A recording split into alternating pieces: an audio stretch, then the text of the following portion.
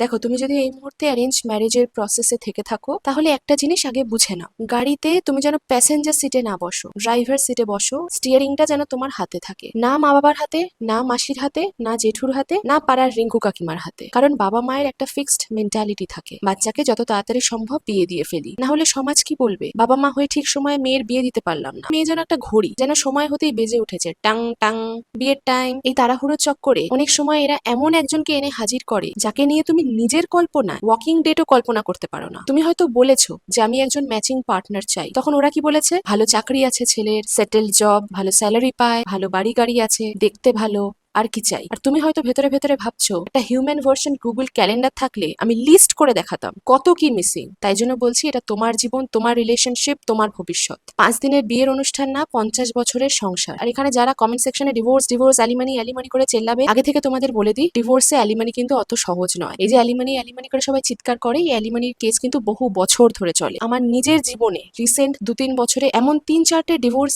দেখেছি আমার নিজের কাছের লোকেদের, যাদের কোনো অ্যালিমানি ছাড়া ডিভোর্স হয়েছে, কারণ সেই ছেলেটাকে অ্যালিমানি দিতে হয়নি। অ্যালিমানি ইজ ভেরি কমপ্লিকেটেড। ডিভোর্স দেবো ভেবে যদি বিয়ের পিড়িতে যাও, তাহলে খুবই ভুল করছো। তাই কেউ যদি বলে যে মায়ের ভালো ছেলে, তাহলে হ্যাঁ বলো না, কারণ সেটা সব থেকে বড় লাল পতাকা। ছেলের ছবি দেখে যদি মনে হয় পাসপোর্ট ছবি ছাড়া আর কিছু নেই বুঝি, তাহলে ভিডিও কলে আগে কথা বলো। কম্প্যাটিবিলিটি বলতে মা বাবা যেটা বোঝে আর তুমি যা বোঝো, সেটাতে আলু আর অ্যাভোকাডোর মতো ফারাক। আর হ্যাঁ, না বলা মানে তুমি রুড না, তুমি স্মার্ট। তুমি যদি নিজের লাইফ পার্টনার চয়েসে কোনো ইনপুট না দাও, তাহলে পরের 50 বছর বসে বসে ইনপুট দিতে হবে, তাও ম্যানুয়ালি। এআই সাহায্য করবে না। শেষ একটা কথা, বিয়ে মানে শুধু বিয়ের দিন সেজে গুজে বসে বিয়ে করা নয়, বিয়ে মানে বাকি জীবনটা। তাই গাড়িটা যেন তুমিই চালাও। পাশের সিটে বাবা মা বসতে পারে, পিছনের সিটেও বসতে পারে, তাদের চয়েস, কিন্তু হর্ন, ব্রেক আর গিয়ার সেটা যেন তোমার কন্ট্রোলে থাকে।